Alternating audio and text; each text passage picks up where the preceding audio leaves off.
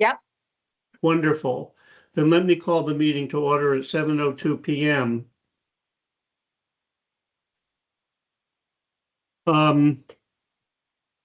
What's on the agenda? Is it just discussion? So the order is called, and the only item on the agenda is to consider recommending to a town referendum or to a town meeting referendum. What are the right words? The motion that was, or the amendments that have been circulated to you, which would increase the bonding authorization for the town. Can you put that in more articulately, either Jim or Martha? What is it that the Board of Finance is being asked to vote on? The approval of the amendment resolution related to the Soundview Beach and miscellaneous town area B sewer project, which would appropriate a total sum of $20,528,486 for the cost of construction and installation of the gravity sewer system. And okay, but we're not. That would also. We're not voting to approve that. We're voting to send it to a town referendum, correct? You are. You're sending it to a town meeting, which will immediately send it to town referendum. Okay. So the important distinction that was made clearly at the Board of Selectmen meeting that I attended only in part is that this is not a vote to approve or disapprove the underlying concept of whether the money should be bonded or whether the sewer project as currently described should go forward. It's merely a vote to send it to the electorate, to the town voters, for them to decide whether they want to do this. So although I'm happy to have discussion regarding the merit of the sewerage project, if you wish, because the merit of it is obviously related to the wisdom of sending this to the town electorate for a vote, the two issues should be distinguished.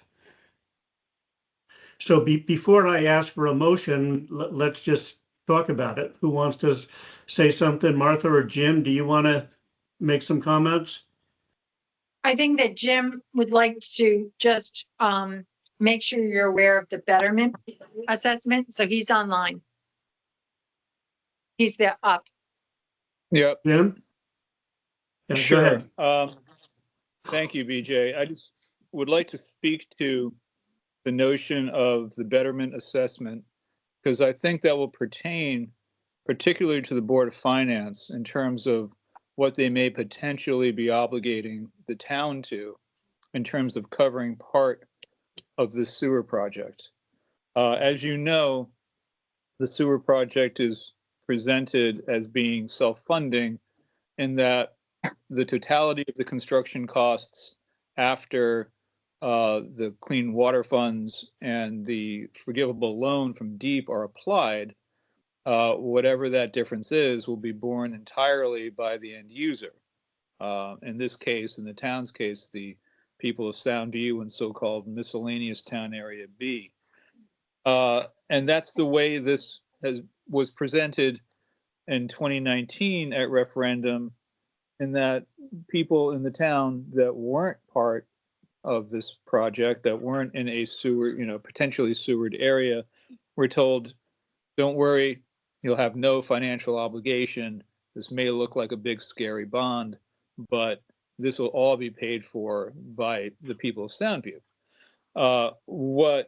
And talking to council today, reaffirming something that we've known for quite a while, there is a state statute, section 7-249, assessment of benefits, that stipulates that a property owner can't be assessed for charges in excess of the improvement that his property will benefit from in terms of real estate value by virtue of having a sewer. So put plainly, if you have a $600,000 property and your sewer is going to increase the value of your property by $60,000, that's your benefit, $60,000 for having a sewer.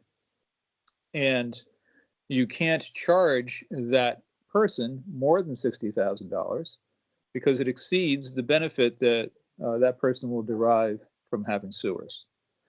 What does that mean practically for the town of Old Lyme?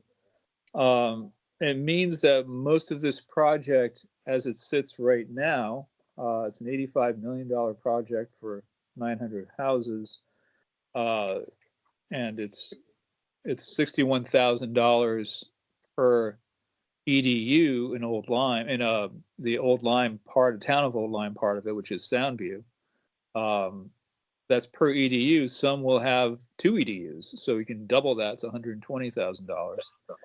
They're going to far exceed their benefit assessment, and the benefit assessment in 2020, the last time we did a survey of it, there's 2 reports that we commissioned. Sorry, there's a little bit of feedback from some. Anyway, the 2 reports that we commissioned in 2020 said that property should increase between 7 and 10%. That'd be if we apply that, We missed that Jim, number. may I ask everyone to mute except for Jim? yeah. Thank you. Everybody That- needs to mute. We still have a couple of people that are not muted. Somebody's phone number starts with 91191. I can only see partial numbers. But please mute. 144 mute. And 144, whoever starts with the numbers 44, please mute. Because we're getting feedback and the people online cannot hear Jim. Hey, try again, Jim. Okay. So practically speaking, in current terms, if we were to apply that 7 to 10% betterment that we have from those reports to our current property value, about 87% of the property would exceed that valuation. And I'm trying to play with the feedback here, which I keep hearing, so a little slow and methodical. That's why. I just unmuted myself because I can't make out what you're saying. Martha, do you know what Jim No, is saying? don't mute And all, can you don't try mute to- all because it'll mute us. Say what? Oh. Sorry, never mind. You're coming through better, Martha. Can you repeat what Jim just said? Jim, I'm going to try to do this in a very quick. Basically, if it's a $600,000 house and the cost for that $600,000 house, let's say, is 1 EDU. Currently, our EDUs are coming in at about $68,000. Therefore, they can only be assessed the betterment factor. So if it says 10%, that would be they could be assessed 60,000. That means the town would be responsible for the additional $8,000. Martha, I thought Jim was saying that in 2020, there was a study that estimated the percentage of the betterment. It did. It did. It did. And it was between, there are 2 studies, and it was between 7 and 10%. Between 7 and 10%. Okay. Correct. But BJ, that fluctuates all the time. So we can't. No, count I on- understand, but it gives us a frame of reference. Yep.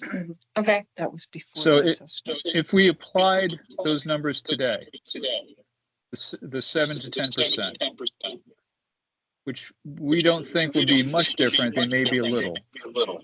And if we apply to our current valuation, That's $5 million that the town would be on the hook for. If property values continue escalating at the rate they have been, when this project is underway and the homeowner will be given their bill, it could be that the property values have so far exceeded the betterment assessment that the town will owe nothing. If property values crater, if we have another crash, or if property values simply come back down to earth, that $4 million, $5 million figure will increase. If we have another 2008, for example, that could double. That could be a $10 million bill. And I think the Board of Finance needs to grapple with the burden that will put on the town taxpayer and the town budget, potentially, in the next 3 or 4 years, depending on how this plays out. We know essentially close, maybe, to what the number will be in terms of construction, what the charge will be. We don't know what property values will do and what that benefit assessment is going to be in 2 or 3 years. But the Board of Finance is uniquely equipped to game this out and to assess the risk to the town's budget. Okay, thank you, Jim.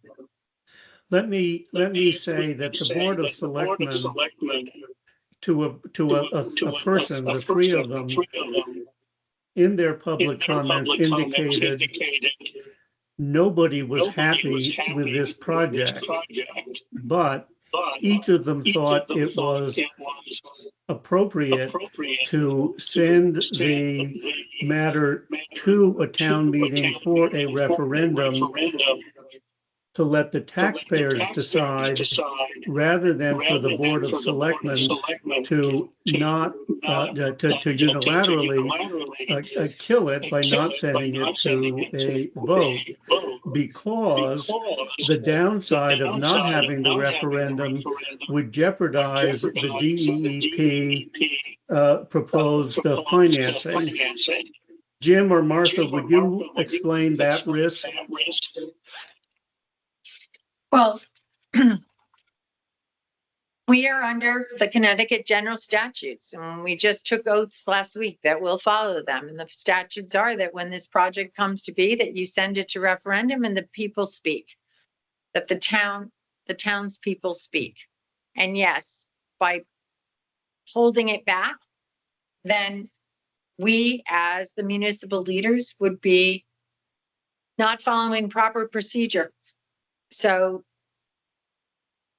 we have still unanswered questions. We still have some information that we think could be slightly askew because there's escalation costs that will be coming forward to us when we go to sign contracts.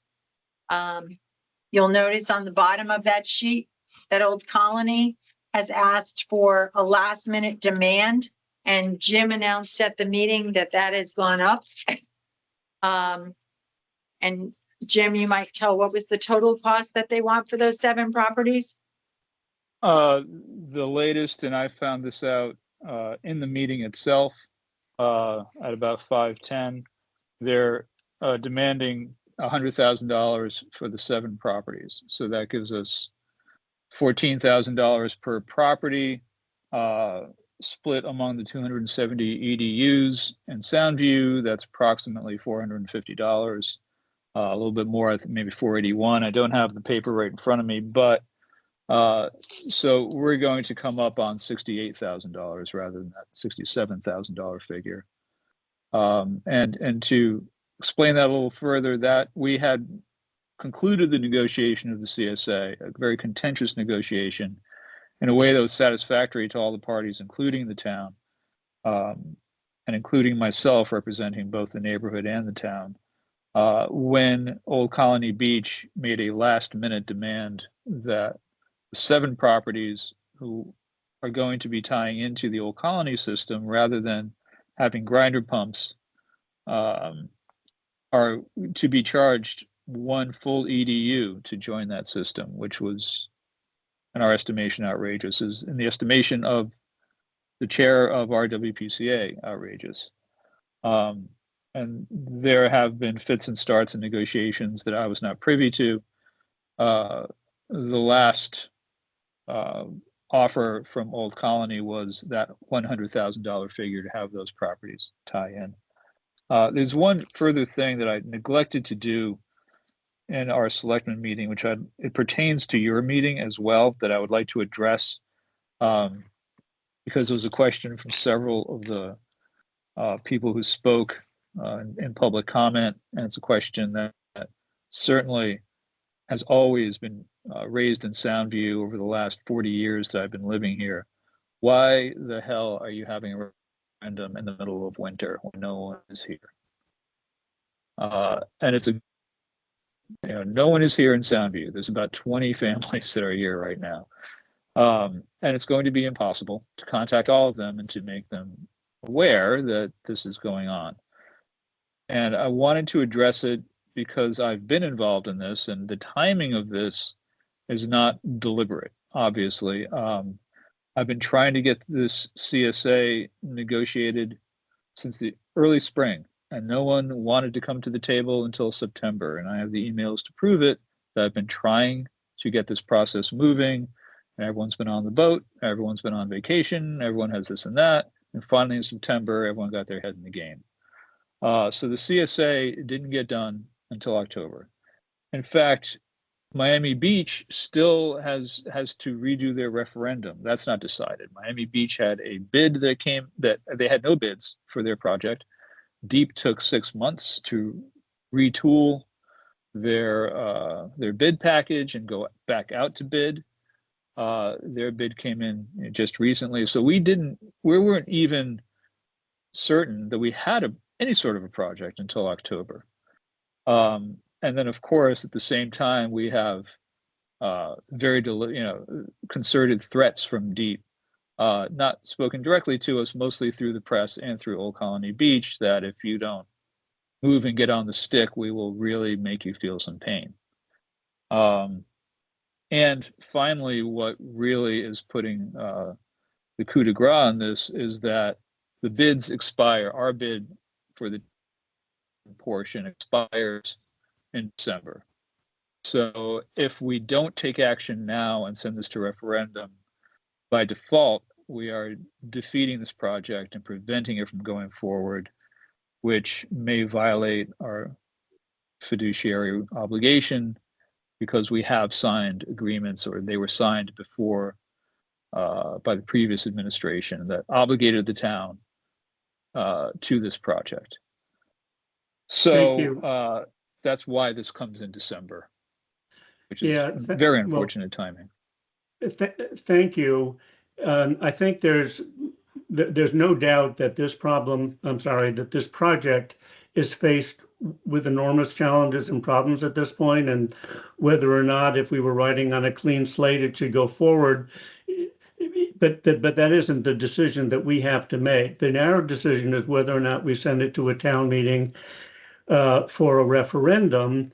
And I would like you, Jim, and Martha to articulate in more detail the downside of not doing that, and to explain to us why each of the members of the Board of Selectmen decided it was in the town's best interest to send it for the vote, notwithstanding the fact that it seems to be a terrible project. Let me also mention that if the referendum is voted down, then the project doesn't go forward. If the referendum passes and other beach communities drop out, then I assume, it's a whole new ballgame, so that the decision at the referendum won't be dispositive necessarily of whether or not the project goes forward. But speak more narrowly about the logic or the reasoning of the Board of Selectmen in sending this to the referendum. I'll start real quick and then Martha can jump in. Old Lyme Shores, going from east to west, Old Lyme Shores is ready to move forward. But the way their referendum was written, if anyone drops out, they can't move forward without going back out to referendum. It'll not only increase their costs, but their referendum is predicated on all four entities participating in the project. So they are a yes, ready to go, pending approval from the three other entities. Old Colony has been ready to go. They're the ones that have been historically driving this project. Miami Beach recently had a referendum that was cloudy. And they will have to, from what I understand, I don't have direct communication about this, but from what I understand, they'll have to go back out to referendum and reaffirm that. And that, from what I understand, is going to be the day before ours proposed referendum on the 16th. The reason that I voted yes, and I could have voted no, because it was a 2-to-1 vote at that point, and I want to vote no. So why did I vote yes? Because if I were to position myself as the leader of the opposition and bring this forward and oppose it from even going to a vote, I would have to game out exactly what the alternative is and how we would achieve our goals. There is no one that I've talked to who can tell us that. There's no one I talk to who will support us in that. There's no ally in this game. So the risk of the town precluding a vote seemed to me to be unwise to take that risk. Had I known, could I game out what I know what the alternative systems are, but I know that Deep has put up a dictatorial hand of shut up and do it. They will not listen. And we cannot find people outside of that ring to support us in having alternatives considered. Given the situation we're in, the fact that if we say you can't go to referendum, we'd also be precluding communities that have already approved and are ready to go forward from proceeding, like Old Lyme Shores. It opens us up to an incredible amount of legal liability. It opens us up to indecision. And I would be willing to take a lot of risk had I seen a clear direction forward, but I don't. If the voters turn this down, it's a very different story. That means everyone has to retool because the will of the voter is paramount. You know, the Board of Selectmen acting petulantly to prevent a vote, I think, is a much riskier position to be in. Okay. That was my reasoning. Thank you. Martha, would you explain your thinking? I agree with everything that Jim said, just in order to move the meeting along. But we followed the process. The process was, the project was brought before us. It was, we've done this before. We have 2 or 3 other times that Jim and Jude and I discussed the possibility of going to referendum. But at that time, we did not have all the numbers. We went out, we asked for more information. We pushed to have the sewer ordinance brought up to date, which it is there, and with a tweak here and there, that will be ready to go. We asked for the numbers to be updated, and we asked for the cost sharing agreement to be ready to go. We are 99, I'd say 98% after the information that Jim received during the meeting tonight, ready to go. But so with a tweak here or there, all 3, as Jim likes to put it, the legs of the stool, we're on steadier ground than we were. Maybe not perfect, but we are on much steadier ground than we were this past summer. John, I see you in the audience. Would you like to express to the Board of Finance your reasoning? Sure, I'll just come up to the mic so that you can hear me, but I think strategically, we need to move this to a referendum, and if it's a no vote by the town in a form of direct democracy, then we have a stronger standing to say no to deep. And I think by saying the alternative of saying, no, we're not going to move it forward, puts us in a bad position. It puts us in a perilous position. Deep has a big stick and a big carrot. And I don't want to be the recipient of the big stick. Will it, will they use that? I don't know. I don't want to be the test case. I don't want the town to be the test case. We have a lot of money that can benefit the town in this case if it is voted yes. I don't want to miss out on that. I don't want the bids to expire and be in another go around of where do we go from here. I think it's important to move the ball down the field, and that's what we did tonight. And I hope you will too. Thank you, John. With that, I would entertain a motion from the Board of Finance. We'll get it seconded, and then we'll have discussion at the Board of Finance among the Board of Finance members before we vote on it. Do I hear a motion from somebody has to unmute him or herself and make a motion to approve or not to approve? I'll make a motion to approve the amendment as presented at the Board of Selectmen meetings and approved today to move that on to referendum. Is there a second? I'll second that. That sounds like Kim to me. So then discussion, and please, you have to unmute yourself if you want to say something. I don't think we're approving the amendment. I think we're just correct. We're just approving sending it to a town meeting that will be followed by a referendum. right. But Anna's motion was to approve the amendment, and so No, it was to I would- approve the amendment to go to referendum as stated during the Board of Selectmen meeting. The So resolution to date, approve to go to just to be specific, so the language is in the minutes properly. We're approving rather than modifying amendment, right? We want to say we're approving moving this to a referendum for the town to vote on the amendment itself. Correct. However that gets done, I just want to make sure that whatever vote comes tonight is not construed as an approval of the amendment itself. so That's right. David, it's just because the way the bonding attorneys have written this is that it is on an amended resolution. You already voted on the resolution in 2019. This is an amended resolution to increase the cost. And that is why you're voting on the amended resolution. No, but Yeah, no, I get we're all that. in agreement. We're not voting on the substance of the amended resolution. We're voting on sending the amended resolution to the voters for a Yes, vote. Correct. Yep.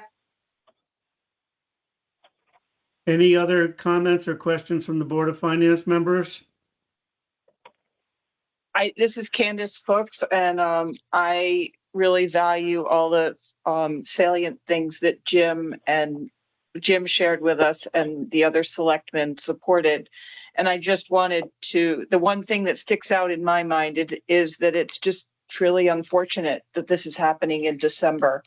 And regardless, I understand that that's not intentional and that huge efforts were made to get this done in a timely fashion. But the look still is ugly that we are doing this at a time when the people who are impacted are not local.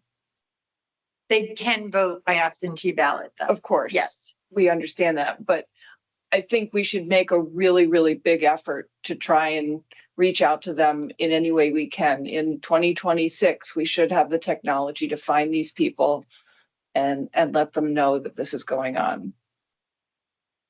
Is there a fact sheet that's going to be made publicly available prior to Yes, the there is. referendum? Yes, there is. We will get work on that in the next day or two, but because of the holiday, it probably won't be posted until next week, and it has to be checked by the lawyer to make sure that it is just factual. I would recommend if it's contemplated, hopefully that the betterment issue is addressed. Okay, we'll do our best to include that. Any other Along those- question? Any other along those questions or lines. comments? I have a question Fred? along the lines of the information that you're going to send out. Is that going to include the consequences of what will happen if the referendum is not passed? So that people understand, the consequence of that? Well, that's You an have to be- interesting question, Fred, that we have not discussed. I don't know if the Board of Selectmen meeting discussed it either. We've discussed the risk if we don't send it to referendum, that's going to violate our obligations. Deep will go crazy and it might, jeopardize 15 million bucks. But if the referendum is voted down, it goes to referendum, but it's voted down, what happens then? That is, I would say that it is, I know that I think Jim is still on, but that is a big question and we don't know the answer to that. But it is basically just like when the other private beach associations held their votes. They could have voted down their referendums and that would have taken someone out of the running. So if we drop out and take us out of the running, how does it affect the others? We've already heard that Old Lyme Shores, if we drop out, then they're out because they have to have all 4 beaches going forward. Let me Well, I suggest, think Fred, if from the 10,000-foot level and without any expertise here, the uncertainty is predicting what will Deep do. I assume what the town wants to do and what the beach association would want to do would be to go back to Deep and try to find a more palatable alternative. And whether or not, that ultimately will be successful, we can't predict. If I may jump in here quickly, I think we have to be careful in how we craft our information sheet, because at this point, having passed this in the Board of Selectmen, we can't really opine on the referendum at all, or weigh in on one side or another. I think the betterment assessment, I agree, needs to be there. The financing mechanism needs to be there to the extent that we say this will be a self-financed project by the end user, with the exception of section 7-249, which obligates the town to excess charges over the betterment assessment. So people are aware. I don't know that we can speculate on the downside of voting no without it being, biased in one way or another. So, I mean, what I see with that, I mean, I can give you a personal opinion, but I think at this point, it'd be very difficult to convey that within a referendum information sheet, what the downside would be. We have, as we know, very intelligent people in town who are very capable of analyzing the project themselves. And what I've tried to do is give them as much information as I possibly can and not hold anything back because it was inconvenient information, either to my perspective or to the perspective of people who are yelling at me. That all of that has to come out. And that we leave it to the voters of Old Lyme to analyze what the prospects are of a yes vote or a no vote, both of which carry or heavy with implication. Thank you. I appreciate you need to be impartial in that information sheet. And I don't know if you can say something more general as to some possible scenarios if it's not passed, so that people understand what we're getting into if we don't pass it.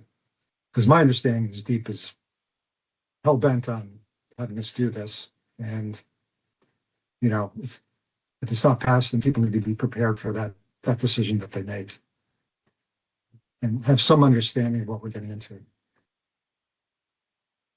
Would it be safe to say it will not cost Wes money? That's the safest thing anyone said tonight, Andy. John, did It you want to hasn't say gone down something? in the- There is an enforcement schedule that Deep uses, and it culminates in a project or enforcement being handed over to the EPA. So I think that is factual, and that is something that could be included in the fact sheet. All right, well, we'll certainly rely on the Board of Selectmen with the advice of counsel and I think you really should, because there's exposure here and liability. Make sure that Sussman Shapiro and Patello, or whoever you want to consult, signs off on it.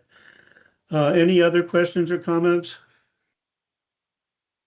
Then let me call for a vote, and because of this, I see unidentified people. I'm going to ask for you by name to cast your vote. I'll start with Anna. Yay or nay? Yay.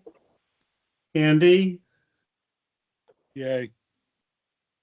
Kim? Yay. David? Yay. Candace? Yay. And I'm yay. So it's a unanimous vote in favor of sending this to a town meeting for ushering to the referendum. Thank you all very much. This is, I think, among the most complicated and difficult problems that Old Lyme has faced for some time, and it's been going on for years. So stay tuned. You need a motion to adjourn. So moved. Second. Meeting is adjourned. Thank you all.